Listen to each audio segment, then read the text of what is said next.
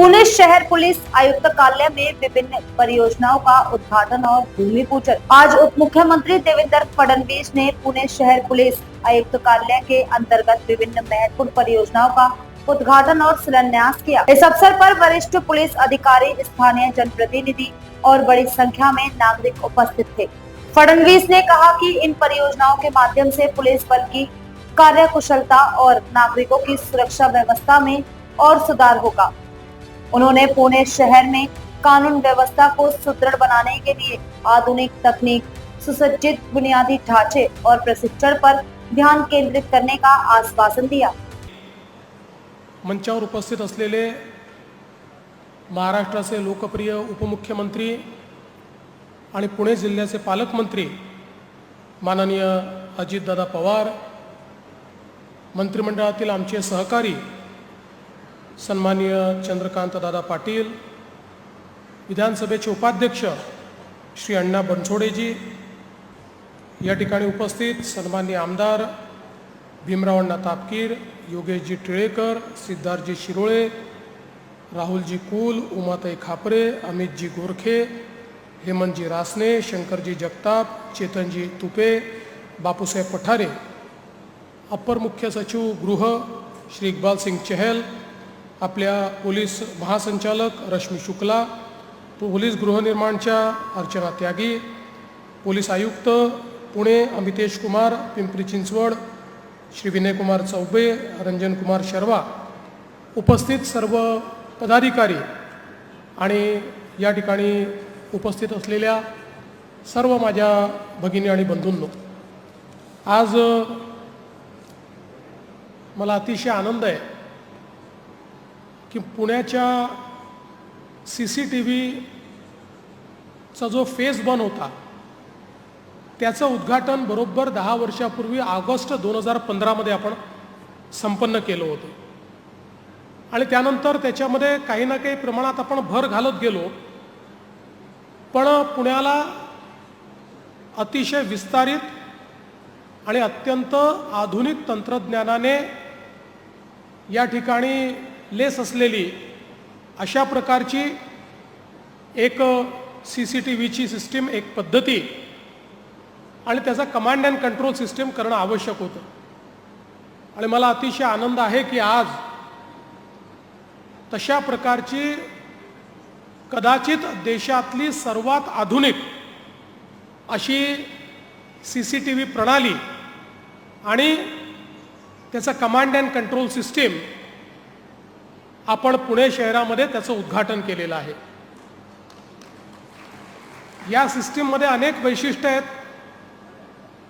याच्यामध्ये अत्याधुनिक कॅमेरे आहेत, 360 डिग्री कॅच करू शकतील असेही कॅमेरे आहेत, नाईट विजनचे कॅमेरे आहेत, ANPRचे कॅमेरे आहेत।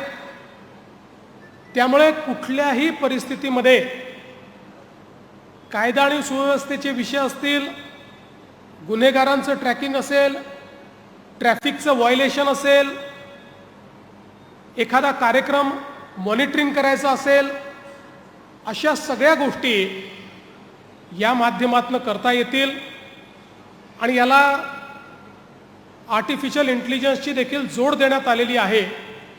त्यामुळे हे केवळ CCTV इमेजेस कॅप्चर करणारे नाही आहेत, तर त्या ठिकाणी त्याचं ॲनालिसिस करणं, सिच्युएशनचं ॲनालिसिस करणं, क्राईम सीनचं ॲनालिसिस करणं, अशा सगळ्या गोष्टी आर्टिफिशियल इंटेलिजन्सचा उपयोग करून या ठिकाणी करता येतील आणि एखादा व्यक्ती एखादा गुन्हा करून त्या ठिकाणून पसार झाला तर त्याला शोधण्याकरता काही मिनिटांमध्ये हजारो कॅमेरे जे आहेत त्याचं विश्लेषण करून त्याला कॅच करता येईल अशा प्रकारची व्यवस्था या आपल्या आधुनिक सिस्टीममध्ये या ठिकाणी तयार करण्यात आली आहे।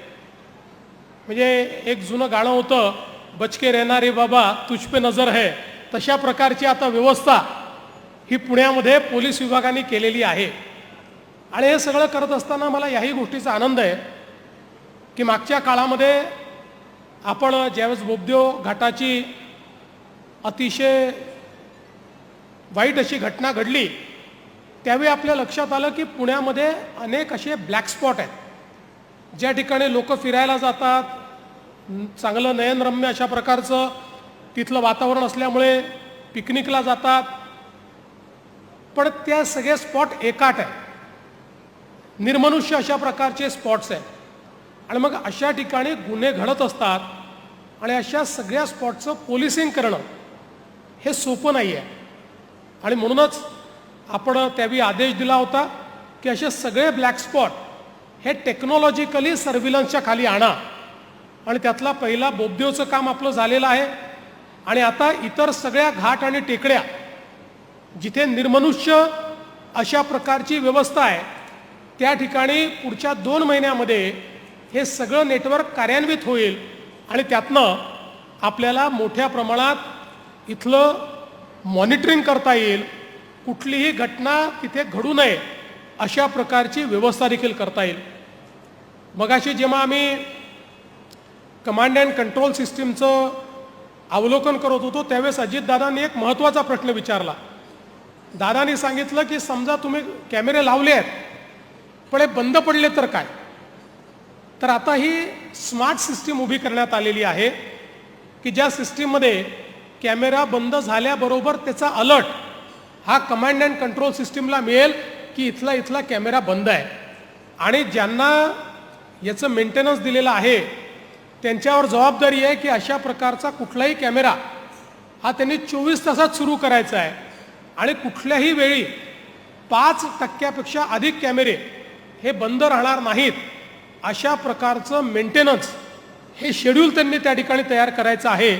त्यामुळे मला निश्चितपणे विश्वास आहे की आता एक प्रकारे पुण्याच्या मॉनिटरिंग करता, कायदा आणि सुव्यवस्थेकरता एक अतिशय रोबस्ट आणि टेक्नॉलॉजिकली अतिशय ॲडव्हान्स्ड अशा प्रकारची व्यवस्था या ठिकाणी उभी झाली आहे. याच व्यवस्थेसोबत आपण पब्लिक अनाउन्समेंट सिस्टीमची व्यवस्था देखील उभी केलेली आहे.